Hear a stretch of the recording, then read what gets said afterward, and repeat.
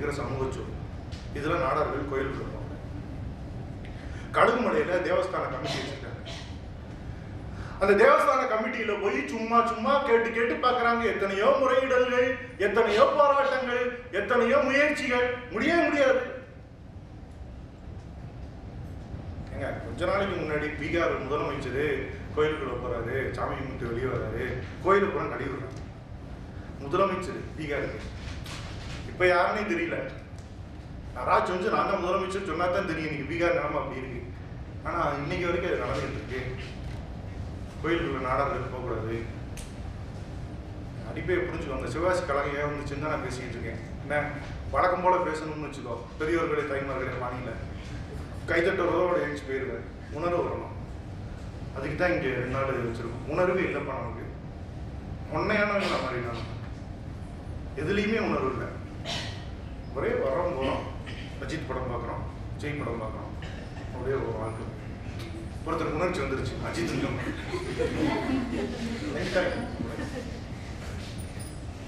என்ன நீ கோயிலுக்குள்ள விட மாட்டியா? நான் ஒரு கோயில் கட்டுறேன்டா, என் கோயிலுக்கு நீ வராத. புரட்சி, இந்த ஊர் மக்கள் செஞ்ச புரட்சி தெரியுமா உங்களுக்கு? சிவன் கோயிலுக்குள்ள நாடார்கள் நாம வரக்கூடாது. அதானே போராடி பார்த்தோம், மதிக்க மாட்டேங்கிற. நான் ஒரு கோயில் கட்டுறேன்டா, பத்திரகாளியம்மன் கோயில். என் கோயிலுக்குள்ள ஐயர்கள் எவ்வளவு வரக்கூடாது? நீ தானே சொன்ன வரக்கூடாதுன்னு. பத்திரகாளியம்மன் கோயில் சிவகாசி கழகத்தினுடைய எதிர் அரசியலுக்காக கட்டப்பட்டது. இந்த ஊர்ல இருக்கு. போய் மஞ்சப்பொடி குங்குமத்தை வாங்கி நெத்தியில குச்சிட்டு வந்துடுறீங்க, பிரசாதம் கொடுத்தா வாங்கி திட்டு வந்துடுறீங்க. அதுக்கு முன்னாடி வரலாறு வரணும்ல. பத்திரகாளியம்மன் கோவிலிலே ஐயர்கள் கிடையாது பூஜை பண்றது. கருத்த பிள்ளை மாறன்னு கொஞ்ச நாள் பூஜை பண்ணாங்க. அப்புறம் அந்த பண்டாரங்கள்னு சொல்லப்படுறவங்க அந்த கோயில பூஜை பண்றாங்க. அதுலயும் பிள்ளையாருன்னு ஒரு கடவுள் வச்சிருக்காங்க. ரைட்டா? பிராமணர்களோட பிராண்ட் அம்பாசிடர் பிள்ளையாரு. ஆஞ்சநேயர் பிள்ளையாரு இவங்களெல்லாம் அம்பாசிடரா பயன்படுத்திக்கிறாங்க அவங்களுக்கானதான். அந்த பிராண்ட் அம்பாசிடரை பஞ்சமுக விநாயகர்னு பத்திரகாளியம்மன் கோயிலுக்குள்ள கொண்டு வந்து ஐயர்கள் உள்ள வந்துட்டாங்க. இந்த ஊர்ல இன்னைக்கு நடந்துகிட்டு இருக்கு. சிவகாசியில் அடிக்கிற காலண்டர்ல பூரா பஞ்சமுக விநாயகர் இருக்காரு. மகிமையை ஏத்துறாங்களாமா, ஏத்தி அவங்க உள்ள வர்றாங்க. சமூகத்தில் இப்படி ஒரு புரட்சி நடந்திருக்கு. என்ன கோயிலுக்குள்ள வரவிடலையா, உன் கூட நான் போராடுவேன். அதுக்கு மேல நீ அனுமதிக்க மாட்டியா? நானே கோயில் கட்டுறேன், அந்த கோயிலுக்குள்ள நீ வராத. இதுதான் போராட்டம். இப்படிப்பட்ட போராட்டத்தை சிவகாசியில் இருக்கிறவங்களும் கழுகுமலையில் இருக்கிறவங்களும் செஞ்சிருக்கிறாங்க. அதாவது நாடார்கள் கல்யாணம் முடிச்சா பேசாம சொத்தப்பட்டோமா, பாயாசம் ஊற்றணுமா, போனோமா அப்படின்னு இல்லாம யானையில பட்டண பிரவேசம் போறது அப்படி ஒரு வழக்கம் இருக்கு. யானையில ஏறி பட்டண பிரவேசம் போவாங்க. இவருதான் பொண்ணு, இவருதான் மாப்பிள்ள, பாத்துக்கோ அப்படின்னு கிளம்பி போறது. கழுகுமலையில் இருக்கிற முஸ்லீம்கள் இல்ல இன்னபிற சமூகத்தை சேர்ந்தவர்கள் இப்படி போகக்கூடாது. நாடார்கள் பட்டின பிரவேசம் பண்றது எங்க தெருவடியா போகக்கூடாதுன்னு அப்ப துறைன்னு இருப்பாங்கல்ல சுதந்திர போராட்டக்காரன், அவங்ககிட்ட போய் மனு கொடுக்குறான். அவங்க அதுக்கு விசாரிச்சு சரி நீங்க போகக்கூடாதுன்னு சொல்லிட்டாங்க. இல்ல நாங்க மீறி பட்டின பிரவேசம் போவோம், இது எங்களோட கலாச்சார பிரச்சனை, இது எங்க குடும்ப கலாச்சாரம், நாங்க செய்வோம் அப்படின்னு சொல்லி செய்யறாங்க. பெரிய கலவரம் வருது. கடைசியா பாத்தீங்கன்னா ஒரு இனக்குழுவுக்கு இன்னொரு இனக்குழுவுக்கு என்ன அப்படின்னா, இவர்கள் சொத்துக்களை கூட கொள்ளையடிக்கிறது. நாடார்கள் சொத்து வச்சிருக்கனாலதான் இவரை இது பண்றாங்க. அவங்க சொத்தை பூரா எடுத்துருவோம், வீட்டுக்கு போய் எடுத்துட்டு வந்துடும். சகோதரிகளே, சிவகாசியில் இருக்கிற இஸ்லாமியர்கள் எல்லாம் சிவகாசி கழகத்தின் போது நாடார்களுக்கு எதிராக நின்றார்கள். அது எதுக்குன்னு இவர் வெளியிட்டாரு. அவங்க தான் வியாபாரம் பண்ணிக்கிட்டு இருந்தாங்க சிவகாசியில முஸ்லீம்கள். முதல்ல நாடார்கள்லாம் வந்து முன்னேறி அவங்க வியாபாரத்தை கையில் எடுத்துட்டாங்கிறதுனால அவங்களுக்கு வாழ்வாதாரம் போச்சுங்கிற அந்த கோபத்துல சிவகாசி கழகத்தின் போது நாடார்களுக்கு எதிரான ஒரு அணியில இஸ்லாமியர்கள்லாம் சேர்ந்துக்கிட்டாங்க. உண்மையிலே நல்லா தூண்டி விட்டுருந்தாங்க. சிவகாசி கழகம் வர்றதுக்கு உடனடியான காரணம் என்னன்னு பார்த்தீங்கன்னா, உண்மையிலே வந்து ஒரு நாயக்கர் சமூகத்தை சேர்ந்த ஒரு பெண், அவளுக்கு ஒரு அவமானம் நடத்தப்பட்டது. அதை வந்து சண்டை போடுற சமூகத்தை சேர்ந்த பெண்ணை தான் அவமானப்படுத்திட்டாங்கன்னு ஒருத்தன் பொருளியை கிளப்பி விட்டு தான் சிவகாசியோட கலக்கம் வருது. அவர்கள் சொத்துக்களுக்கு பெரிய அச்சுறுத்தல். கிராமமாக அணி அணியாக திரண்டு எல்லாரும் வந்து நாடார்களினுடைய சொத்துக்களை அள்ளுகிறார்கள். வீட்டுக்குள்ள போறாங்க, அழுத்தெறிகிறாங்க, யாரை பார்த்தாலும் கொள்றாங்க, அடிக்கிறாங்க. அந்த மாதிரியான ஒரு கலகம் சிவகாசியில் நடந்தது. அதுக்கப்புறம் போலீஸ் கிட்ட போய் உதவி கேட்கிறாங்க. போலீஸ்காரங்களை ரிசர்வ் போலீஸ் படையை அனுப்புகிறாங்க. பிரிட்டிஷ் கவர்மெண்ட் நாடார்களை காப்பாற்றிக் கொள்வதற்காக, நாடார் அவர்களுடைய சொத்துக்களை காப்பாற்றிக் கொள்வதற்காக அப்படி அனுப்பப்பட்ட அந்த ரிசர்வ் படை தங்கியிருந்தது தான் ரிசர்வ் லைன். ரிசர்வ் லைன் இருக்கலாமா, சாச்சாபுரத்தை தாண்டி அந்த ரிசர்வ் லைனுங்கிறது நாடார்கள் தங்களுடைய சொத்துக்களை காப்பாற்றிக் கொள்வதற்காக ஆங்கிலேயர்கள் அனுப்பின போலீஸ்காரங்களாம் தங்கியிருந்த இடம் ரிசர்வ் படை. தங்கியிருந்தவங்க தான் ரிசர்வ் லைன். இதெல்லாம் நம்ம ஊர் வரலாறு. ஒரு மினி பஸ்ஸோட பஸ் ஸ்டாப்பாக மட்டும் பார்க்காதீங்க, எல்லாத்தையும் அது பின்னாடி ஒரு வரலாறு இருக்குங்கிறத நம்ம புரிஞ்சுக்கணும் அப்படிங்கிறதா. இப்படி இந்த மாதிரி வர இங்கே பாரு, இதை படிச்சிருக்கேன் நான் ஃபுல்லா. இதை அப்படியே தெளிவாக சொல்ல முடியும் என்னால். நான் சொல்லலை. சொல்லுங்க சொல்லுங்க. இல்லை சொல்லக்கூடாது. எங்கள் மாணவர்களை பற்றி உங்களுக்கு தெரியாது.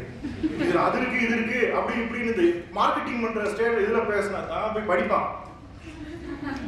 இவ்வளோதான் இருக்கா சொல்லிட்டீங்கல்ல அப்படின்ட்டு பேரக்கூடாது. படிங்கப்பா, என்ன படிங்க. அது வந்து நாம் இந்த பூமியில் வசிப்பதே வாசிப்பதற்காக அப்படின்னு ஒருத்தர் எழுதியிருக்கேன். நல்லா இல்லை, இருந்தாலும் விஷயம் நல்லா இல்லை. இந்த வசித்தல் வாசித்தல்ன்ற இந்த வெறுமனே வார்த்தை விளையாட்டு தான், ஆனால் சொல்லியிருக்கிற விஷயம் நல்லா இருக்கு. படிங்க. கொஞ்சம் உங்களுக்கு ஒரு நரம்பு கூட வந்துருச்ச மாதிரி ஒரு உணர்வீங்க. இந்த நவீன எழுத்தாளர்களோட படைப்புகளை எல்லாம் படிச்சீங்கன்னா உங்களுக்கு ஒரு தன்னம்பிக்கை வந்துடும். அந்த தன்னம்பிக்கை வந்து உங்களை மற்றவங்க இருந்து தனித்து அடையாளம் காட்டும். கல்லானாலும் கணவன், உள்ளனாலும் புருஷன், கணவனே கண்கண்ட தெய்வம். எவ்வளவு பதிவிரதா தன்மை. கற்பு இருக்கிறவ சொன்னா மழை பெய்யும். இப்படிலாம் பெண்கள்கிட்ட வந்து சொல்லி சொல்லி சொல்லி ஏமாத்திக்கிட்டு இருந்தான். இப்போ ஒரு கவிதை சகோதரி ஒருத்தர் எழுதியிருக்காங்க, ஆண் என்பவன் யார்? அவன் ஒரு இரவு மிருகம். எவ்வளவு பெரிய விஷயத்தை உடச்சிட்டு வந்தாங்க பார்த்தீங்களா? அவர் மனுஷனே கிடையாது, அவன் மிருகம். அதுலேயும் முக்கியமா இரவில் வருகிற மிருகம் ஆண் என்பவன். இந்த வார்த்தையை பிடிச்சு தொங்கி பாருங்களேன், எவ்வளவு விஷயம் கிடைக்கும், எவ்வளவு விஷயம் கிடைக்கும். ஒரு வார்த்தை தான், இந்த சொல்லாடல். வார்த்தைன்னு அவங்க சொல்ல மாட்டாங்க. இந்த நவீன இலக்கியவாதிகளோட பிரச்சனை இதுதான். மாணவர்களையும் ஆசிரியர்களையும் மிரட்டுற மாதிரி சொல்லாடல், கருத்தாடல், இப்படி இப்படி சில வார்த்தைகளை சொன்னோன்னா என்னமோ ஏதோ எனக்கு பயந்துடுறேன். இது ஒரு வார்த்தை, இது ஒரு சொல்லாடல். அதை எடுத்து நீங்க பாத்தீங்கன்னா அவ்வளவு விஷயங்களை நீங்க செய்ய முடியும். அந்த வார்த்தைக்கு பின்னாடி இருக்குது. வழக்கமா யாராவது போட்டு வச்ச பாதையிலேயே பாதுகாப்பா பயணிக்கணும்னு நினைக்காதீங்க. புதுசா நீங்க ஒரு பாதையை போடுங்க. உங்களுடைய பாதையை மற்றவங்க பயணிக்க வைக்கணும். அந்த மாதிரி நம்ம மாறணும். புரிஞ்சுக்கிட்டீங்களா? மாறின்னு ஒருத்தர் வர்றான் மாதிரி ஆண்டிப்பள்ளங்கிறது நண்பன், மன்னான் சமூகத்தை சேர்ந்தவன், சலவை தொழிலாளி. அந்த காலத்தில் ஆற்றுல தண்ணி வரும். சில ஆண்டுகளுக்கு முன்பு அங்கே வந்து நம்ம துணியெல்லாம் கொண்டு போய் துவைச்சிட்டு வந்து கொடுப்பாங்க. அப்போ துணி துவைக்கும் போது பாடுறாங்க சகோதரி. துணி துவைக்கும் போது பாடுற பாட்டுகள் இருக்கு பார்த்தீங்களா, அதெல்லாம் நம்ம சமூகம் இழந்து போச்சுல. இப்போ வண்ணாந்துறையில் வண்ணார்கள் துணி துவைக்கும் போது ஒரு தொழில் பாடல்னு இருக்கா இல்லையா? தமிழ் இலக்கியத்தில் இருக்கிற, தமிழ் சமூகத்தில் இருக்கிற தொழில் பாடல்களை மட்டும் நீங்க தொகுத்து பாருங்க. அந்த தொழில் சார்ந்த அறிவு, அந்த தொழில் சார்ந்த பண்பாடு, அந்த தொழில் சார்ந்த பெருமித உணர்வு, அந்த தொழில் சார்ந்த கஷ்ட நஷ்டங்கள் எல்லாத்தையும் அந்த தொழில் பாடல்கள் தங்களோட அடிநாதமாக வைத்திருக்கிறது. தண்ணி வராத காலத்துல எவ்வளவு கஷ்டப்பட்டு கழுதையை பார்த்து நீ எத்தனை வருஷம் ஆச்சு? எஸ்ரா மியூசியம் கழுதையை காணும். என் பிள்ளை கழுதை எப்படி இருக்குன்னு கேட்டுச்சுன்னா படத்துக்கு தான் காட்டுட்டு இருக்கு. நெஜ கழுதையை காணுங்க. மன்னார்களோடு தோழமையோடு இருந்தாங்க. பஞ்ச காலத்துல அந்த கழுதைக்கு சாப்பாடு கொடுக்க முடியலையே அந்த வண்ணான் ஏங்குகிற அந்த ஏக்கம் பதிவே. நமக்கு சைக்கிள் மாதிரி, கார் மாதிரி, டூ வீலர் மாதிரி நம்ம சலவை தொழிலாளர்களுக்கு அந்த கழுதை இருந்தது. கழுதைகளையும் காணும், கழுதையும் போயிருச்சு நம்மகிட்ட இருந்து. பாருங்களேன் எவ்வளவு விஷயங்கள் நம்ம இழந்திருக்கோம். கழுதையை பார்த்தா எவ்வளவு சந்தோஷமா இருக்கும். 2 காலையும் கட்டி போட்டிருப்பாங்க, அது நடக்க முடியாம அப்படி தவி போகும். அதோட முகத்தை பார்த்தீங்கன்னா எப்பவுமே ஒரு சோகம் அதனுடைய கண்களில் தெரியும். அது குட்டி கழுதையா இருந்துச்சுன்னு சொன்னீங்கன்னா அது பார்க்கறதுக்கு எவ்வளவு அழகா இருக்கும். அதோட சத்தம், அதெல்லாம் அந்த ஒலி இதெல்லாம் கேட்க முடியுமா இந்த ஊர்ல இன்னைக்கு? இந்த ஊர்ல இன்னைக்கு கேட்க முடிஞ்சது என்னது? வேட்டி சத்தம் மட்டும் தான் கேட்குது, வேற எதுவுமே கேட்கல. அதுக்கு பின்னாடி இருக்கிற அந்த பண்பாடு கலாச்சாரம். பெரிய 40-30 மாதிரி பேசாதாங்க அப்படின்றான் நம்ம ஊருக்காரன். பேச்சு வழக்குல மேடம் திடீர்னு பேசிட்டே இருக்கேன் டீ கடையில, இருந்தா பெரிய 40-30 மாதிரி பேசாத. நான் கூப்பிட்டு கேட்டேனே 40-30 மாதிரி பேசாதுன்னு என்னது அப்படின்னா, நான் சொல்றான் அச்சாபீஸில் வேலை பார்க்குறோம்ல, அந்த இந்த அச்சாபீஸில் வர்றதுல பெரிய சைஸ் பேப்பரு சைஸு அது 40க்கு 30 தான். நீ பெரிய இவனாட்டமா பேசாதேங்கிறத இந்த அச்சு தொழிலாளர்கள் என்ன செய்யறான், அவனோட அந்த அந்த பேப்பர் தொழில் ரீதியான அந்த இதை வச்சுக்கிட்டு பதத்தை வச்சுக்கிட்டு பேசினான். இந்த 40க்கு 30 மாதிரி பேசாதேங்கிறத அச்சு தொழிலாளர்கள்ட்ட மட்டும்தான் அர்த்தம் வச்சிருக்காங்க அந்த மொழிக்கு, இந்த வார்த்தைக்கு. வேற ஊருக்கு கோயில்பட்டியில போய் கேட்டா தெரியாது, சாத்தூர்ல போய் கேட்டா தெரியாது. இப்போ நம்ம ஊருக்கு இருக்கிற மொழிப்பா, நம்ம ஊருக்கு தனி மொழி இருக்கு, நம்ம ஊருக்குன்னு தனியான கலாச்சாரம் இருக்கு, வரலாறு இருக்கு, இதெல்லாம் தெரியணும்ல, இதை தெரிஞ்சுக்கிற ஆசைப்படணும்ல. இதெல்லாம் தெரிஞ்சுக்கிறாம நம்மளோட வேர்களை பற்றியே நம்ம கவலைப்படலை, வெறுமனை கிடைகளை விசாரித்தா அதுல என்ன பிரயோஜனம் இருக்குது? நம்ம யோசிக்கணும். அந்த மாரிக்கும் ஆண்டிக்கு இருக்கிற நட்பு அது அப்படியே தலைமுறையா தொடருவது, இவ்வளவு விஷயங்களை செஞ்சிருக்கேன். திமிர் வரின்னு ஒன்று போடுறான். சாதிக்காரங்க 2 பேரும் வேற வேற சாதிக்காரங்க சண்டை போட்டாங்கன்னா போலீஸ்காரனை அனுப்புவான் பிரிட்டிஷ் கவர்மெண்ட். அப்படி அனுப்புனா அதுக்காக செலவு இந்த 2 சமூகமும் கொடுக்கணும் வரியா. கடைசியில் இப்போ இவங்க சுயமரியாதை பண்ணி தீராத வாசம் திலகமா எழுதியிருக்காங்களே, அந்த புத்தகத்தை நான் படிச்சுட்டேன் 2 நாளைக்கு முன்னாடி. இப்போ முடிச்சுட்டேன் அந்த புத்தகத்தை, கொடுத்தாங்க ஓசியில், அப்புறம் படிக்கணும்ல, படிச்சுட்டேன். அங்கேயாட்டி எனக்கு அவங்க தான் கொடுத்தாங்க. அந்த புத்தகத்தில் பார்த்தீங்கன்னா இந்த திமிர் வரியை நீக்குவதற்கு சவுந்தரபாண்டியனார் அவங்க சட்டசபையில் எத்தனை தடவை பேசியிருக்காங்க. முடியாதுங்கிறான் பிரிட்டிஷ் கவர்மெண்ட். இன்னும் அந்த ஊரில் சட்டம் நடந்துகிட்டு இருக்குங்கிறான். கலவரம் நடந்து 60 வருஷம் ஆச்சு, இன்னமும் அதோட பிரச்சனை இருந்துகிட்டே இருக்கு. முடிஞ்சு வச்சா சிவகாசி கலவரம் தொடருது. கொஞ்ச நாளைக்கு முன்னாடி நடந்தது, 6 வருஷம் 7 வருஷத்துக்கு முன்னாடி அந்த 2 சமூக இனக்குழுக்கள் பிரிஞ்சு போயிருக்கிற அந்த இனக்குழுக்கள் வணிக வளாகங்கள் உனக்கா எனக்கான்னு சண்டை விட்டு சிவகாசி நின்னாங்க. ஏஜே காலேஜை சுற்றி ஒரு கோட்டைச்சவர் கட்டுற பிரச்சனையில் சிவகாசி கழகத்தினுடைய தொடர்ச்சியை நாங்கள் பார்த்தோம். அது ஒரு இனக்குழு மக்கள் இருக்கிற இடத்துல அந்த காலேஜ் வச்சிருக்காங்க, காலேஜ் நாடார் காலேஜ். சுற்றி இருக்கிற மக்கள் வேற இனக்குழுக்கள் 2 பேருக்கும் சண்டை, கோட்டைச்சவர் கட்டணும். ஏஜே காலேஜுக்குள்ள ஒரு சாமி வச்சிருக்காங்க, அந்த சாமி அந்த இனக்குழுவுக்கு ரொம்ப நெருக்கமான சாமி, அதை கும்பிடணுங்கிறாங்க. அப்படி கும்பிட வர்ற பையெல்லாம் பிள்ளைகளை பார்த்து விசில் அடிக்கிறாங்க. அப்போ என்ன செய்யறது, இந்த இவங்களுக்கு வேற பாதையில கூட்டிட்டு கொண்டாந்து வைக்கணும்னு அந்த நாடார் சமூகத்தை சேர்ந்த நிர்வாகம் நினைக்குது. அது எல்லாம் எங்க பாதையில தான் நான் போவோம் தான். அப்புறம் இந்த பேசி முடிச்சு ஒரு கோட்டை சுவரை கட்டி இன்னொரு பக்கம் ரோடு போட்டு கொடுத்து நிறைய காசும் சாராயமும் செலவழிச்சு அதை சரி பண்ணிக்கிறாங்க. தொடருது இந்த கழகம் என்பது தொடருது. இதை வரலாறு நீ புரிஞ்சுக்கணுமா இல்லையா? அப்பதானே நம்ம சேஃப்டியா வாழ முடியும். நீங்க புரட்சி பண்றது வரலாறு படிக்க சொல்லப்பா. சந்தோஷமா வாழணும்னா, பிரச்சனையெல்லாம் வாழணும்னா வரலாறு தெரியணும். அதுக்காக தான் சொல்றது. அவ்வளவு விஷயம். கடைசியில ராஜாஜி என்ன பண்ணிட்டாரு, இந்த நாவல் முடிகிறது அந்த அவரோட காலத்துல. ராஜாஜி முதலமைச்சரா அந்த காலத்துல கோயிலுக்குள்ள நுழையக்கூடாதுங்கிறது தானப்பா இங்க பிரச்சனை. அவங்களுக்குலாம் ஓட்டு இருக்குல்ல, கோயிலை திறந்து விடு, எல்லா பேரும் போங்கப்பா. 1000 வருஷம் காலமா கோயிலுக்குள்ள போனா பாவம்னு இருந்தாங்க. ஒரு ஓட்டுன்றது அவனுக்கு வந்ததுக்கு பிறகு ஓட்டுக்காக அப்ப இருந்து ஆரம்பிச்சிட்டாங்க இந்த வாக்கு பொறுக்கிற வேலையை. உடனே எல்லா கோயிலையும் திறந்து விட்டாங்க, யார் வேணாலும் கோயிலுக்குள்ள போறோம். ஒரு நீண்ட நெடிய போராட்டம் என்பது வெறுமனே அரசியல் படுத்தப்பட்டு வாக்குக்காக மிக சாதாரணமான முறையில் முடித்து வைக்கப்படுகிறது. அப்படி ஒரு சம்பவம், அந்த வார்த்தையை படிச்சிட்டோம்னா எத்தனை வழிகள், எத்தனை கதறல்கள், எத்தனை கொலை, எவ்வளவு ரத்தம், எவ்வளவு கண்ணீர், இது எல்லாத்துக்குமே அர்த்தம் இல்லாம போயிருது. எல்லாத்துக்குமே அர்த்தம் இல்லாம போயிருச்சு. ரொம்ப அநியாயம் நடந்திருக்குங்க. எந்த கோயில்கிட்ட காங்கிரஸ் ரொம்ப வலுவா இருக்குதோ அந்த கோயிலுக்குள்ளதான் மற்ற சாதிகாரங்களும் நுழைய விட்டுருங்க. கோயில் நுழைவு போராட்டம் நடந்துருச்சு, பெரிய புரட்சின்னு சொல்லிட்டு இருக்கோம்ல, அது அவ்வளவு பெரிய புரட்சி கிடையாது. எந்த கோயிலுக்குள் போக வேண்டும் என்பதை அப்புறம் ஆட்சியாளர்கள் தான் முடிவு பண்ணான். எந்த கோயிலுக்குள்ள நுழைவு பண்ணணுன்றத அங்கிருந்து ஆட்சியாளர்கள் முடிவு பண்ணான். எல்லா கோயிலுக்குள்ளையும் நுழைய முடியல. ஒரு தைரியமா ஒரு ஆளை வச்சுட்டு தான் அது நடந்திருக்குது. இப்போ ரொம்ப சாதாரணமா அந்த கோயில் நுழைவு போராட்டம்ங்கிறது வந்துருச்சு. பூமணி என்ன சொல்றாரு, நான் இதுல என்ன சொல்லியிருக்கேன், சாதியம் கடந்த வெவ்வேறு இனக்குழுக்களுக்கு இடையிலான உண்மையான வாஞ்சை, அந்த வாஞ்சையை நான் இந்த நாவலில் பதிவு செஞ்சிருக்கிறேன். அவர் சொன்னது இதுதான்.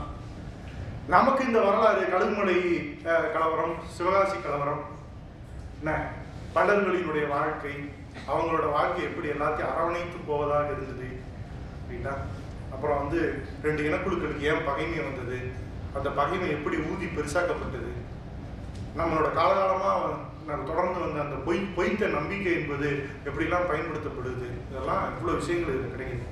என்னப்பா 2 வருஷம் ஆச்சுப்பா நான் படிச்சு. எனக்கு தெரிஞ்சா நான் சொல்லியிருக்கேன். எனக்கு நினைவு வரதான் சொல்லியிருக்கேன். நினைவு வரதுன்னா நான் பேசும்போது எது நினைவு வருமோ அதுதான் நான் சொல்லியிருக்கேன். தயவு செஞ்சு படிங்க. ரைட்டா? நீங்கள் படிக்கிற சிலபஸால் ஒரு விஏஓ பரீட்சை கூட பாஸ் ஆக முடியும். இதை நான் பல இடங்களில் வலியுறுத்திக்கிட்டே இருக்கேன். ஒரு விஏஓ பரீட்சைக்கு நீங்கள் ஒரு சிலபஸை மட்டும் படிச்சுட்டு போக ஃபெயில் ஆயிடுவேன். தாண்டி வாங்கப்பா, படிங்க. தமிழுக்கு மோசமான சோதனையான காலகட்டத்தில் இருக்கும். தமிழுக்கு சோதனை வந்துக்கிட்டே இருக்கு. அப்படியா? சோதனையும் சாதனைகளாக மாறும். ஆமாம், சொல்லுங்க. ஒரு பஞ்சுட்டே எனக்கு இதெல்லாம் பின்னாடி எழுதி போட சொல்லுங்க. அப்போ ஐயாடிங்கிற நாவலை தயவு செய்து படிங்க. அவ்வளோதான் நாவல் சொல்ல முடியும். இவங்க நிறைய இங்கிலீஷ்லாம் தெரிஞ்சவங்க. போன தடவை வந்து என்ன செஞ்சாங்க, இவங்க கவிதையை வேற யாரும் மொழிபெயர்த்தாங்கன்னா நீங்களே மொழிபெயர்த்து அந்த மாதிரிலாம் சில விஷயங்கள் நடந்தது. பெரிய பெரிய ஆளுமைகள் இருக்கா. நான் ஏன் இவங்களை ரொம்ப சாதாரணமாக இவங்கள்ட்ட நான் பேசுகிறேன். இவங்களுக்கு எனக்கு பெரிய நட்புறவோ அறிமுகமோ இல்லை. ஆனால் நம்ம மாணவர்கள் சினிமாக்காரனை பார்த்த மாதிரியே எல்லாத்தையும் பார்க்குறான். ஒரு வியப்பு. மனுஷங்க தானே. என்ன சொல்றீங்க? எல்லாருமே ஒரு வியப்போட பார்க்க பெரிய எழுத்தாளர். இவங்களுக்குலாம் ஒரு நரம்பு கூட இருக்கு. இவங்க பிறக்கும் போதே எழுத்தாளராக பிறந்தவங்க.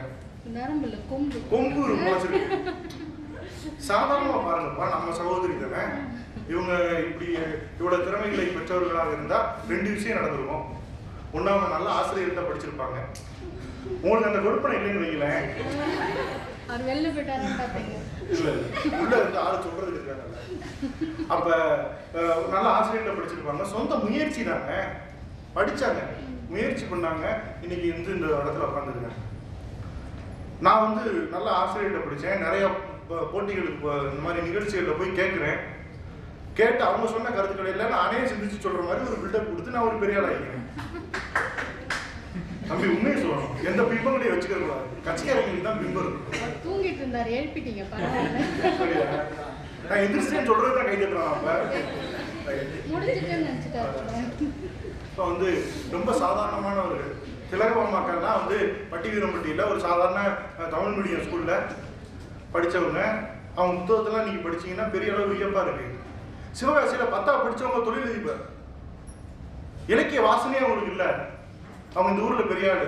சிவகாசியில் இலக்கியம் என்பதை, இலக்கிய வாசனையை விதைத்தவர்கள்னு சொல்லும்போது திலகவர்மாக்கா, கந்தகப்புகழ், ஸ்ரீபதி இவங்கெல்லாம் ரொம்ப முக்கியமானவங்களாக தோன்றுகிறார்கள். அவங்களால தான் நமக்கு இவங்கெல்லாம் கிடைச்சிருக்காங்க. இவங்களை நீங்கள் சிறப்பாக பயன்படுத்தி கொள்ள வேண்டும் என்று கேட்டுக்கொண்டு டைம் பற்றி கவலைப்படாமல் நான் பேசுகிறேன். எனக்கு எந்த நெருக்கடி வரக்கூடாது. நெருக்கடிலாம் கொடுத்து தலைப்பெல்லாம் கொடுத்துட்டீங்கன்னு சொன்னால் நான் வழக்கமான பேச்சாளர் மாதிரி பேச ஆரம்பிச்சிருவேன்றதுனால அது எந்த கட்டுப்பாடு இல்லை. சந்தோஷமா கேட்டீங்கன்னா நான் பேசுறது புரிஞ்சா? கேள்வி கேட்கணுமா? நாட்டுப்புற பாடல வந்து சிவாஜி சிவத்தை பார்த்தேன் சார். நீங்க வந்து நாடார் சமூகம் வந்து பிரிட்டிஷ் கவர்மெண்ட்ல இருந்து நீங்க என்ன கேட்க வரீங்க? பிரிட்டிஷ் கவர்மெண்ட்ல இருந்து கேட்டாங்கன்னு சொல்றீங்க. அவங்க வர வச்சானுங்க.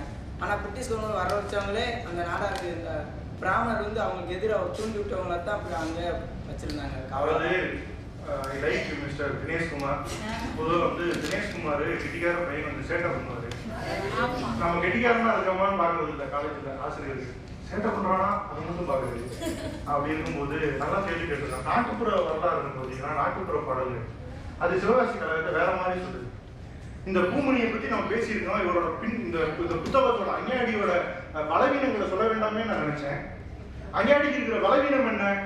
நாட்டுப்புற பாடல்களை அவர் கணக்கில் எடுத்துக்கொள்ளவில்லை. சிவகாசி கழகத்தை நாட்டுப்புற பாடல்களில் வேற மாதிரியும் பதிவு செஞ்சிருக்கிறாங்க. அதையும் இவர் விவாதத்துக்கு எடுத்து வந்துருந்தா நல்லா இருந்திருக்குமே அப்படிங்கிற ஒரு விஷயம். இன்னொன்று, அந்த பிராமணன் தம்பி நீ அவங்க போலீஸ்காரங்களை விட்டுரு.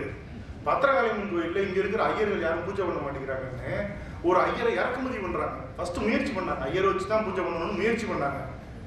ஆனால் அவருக்கு சாப்பாட்டு பிரச்சனை.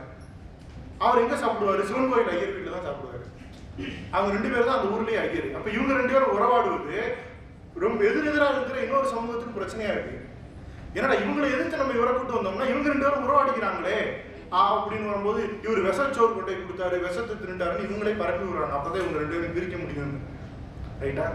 அந்த மாதிரியான விஷயங்கள் வருது. அதுக்கு பிறகுதான் அவங்க பண்டாரங்கள் கருத்த பிள்ளைமார்கள்னு சொல்லப்படுறவங்களை வச்சு அந்த கோயிலுக்கு சாமிகிட்ட செய்ய வேண்டிய பூஜனை முறைகளை எல்லாம் செஞ்சிருக்கிறாங்க. ரைட்டா தினேஷ்?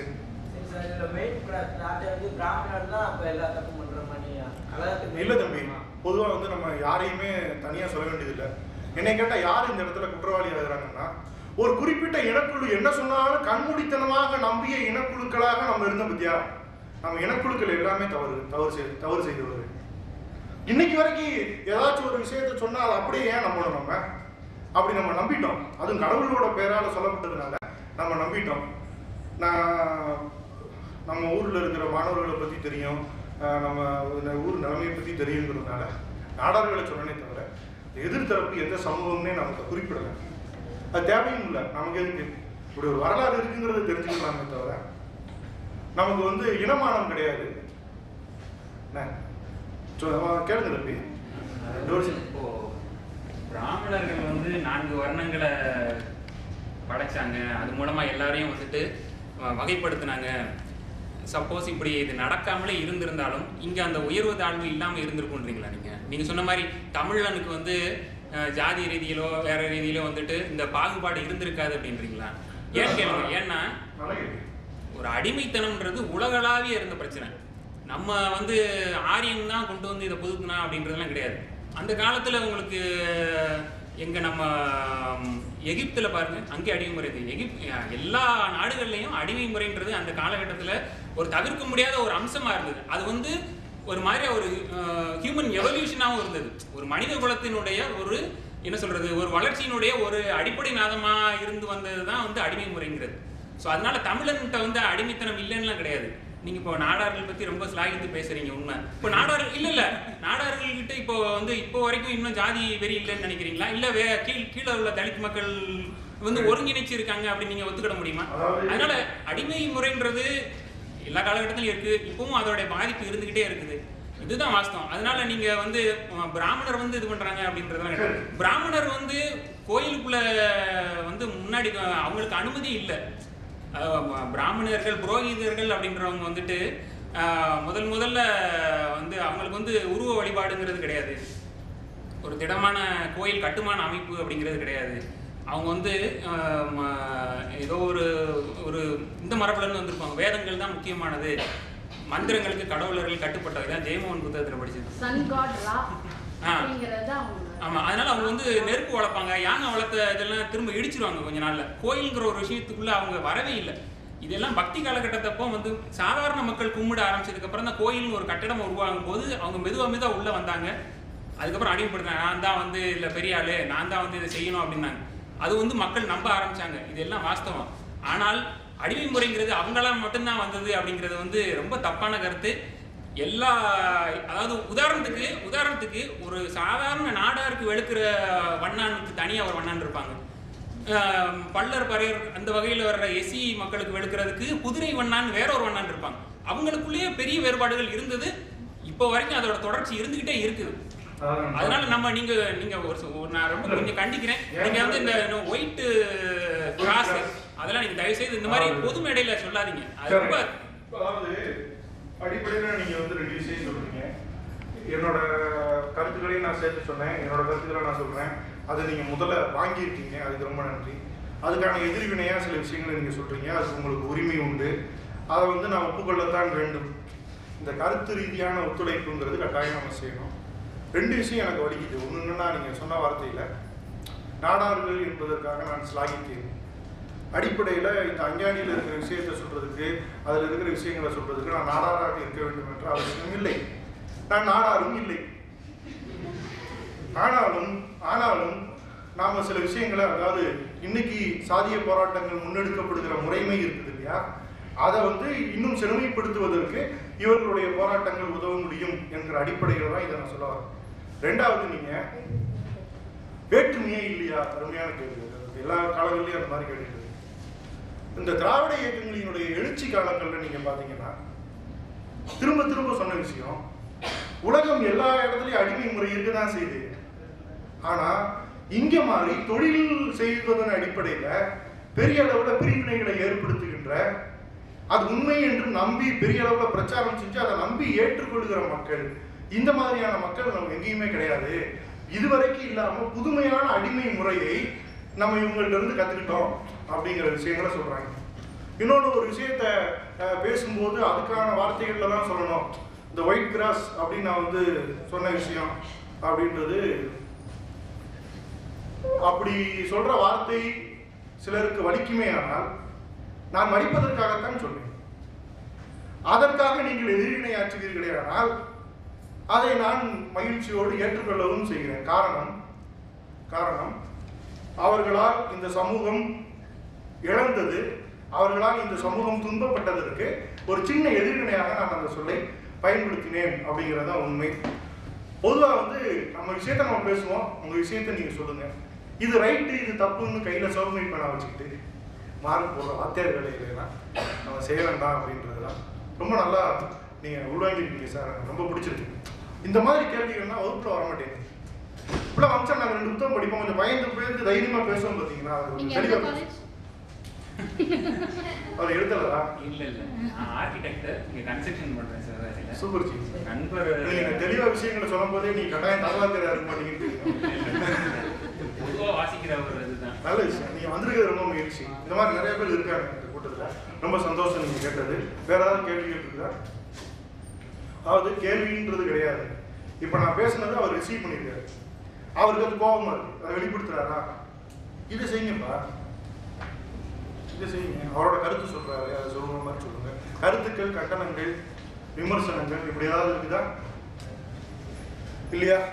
ரொம்ப நல்லா போச்சு. வேற ஏதாவது இருக்காயா? மகிழ்ச்சி. நன்றி, வணக்கம், வாழ்த்துக்கள். நண்பர் காமராஜ் அவர்கள் இது வரைக்கும் வரவே இல்லை, அதுக்குள்ள நம்ம பேசி முடிஞ்சிடுவோம் அப்படின்னு சொல்லிட்டு தேங்க்ஸ் சார் வந்ததுக்கு.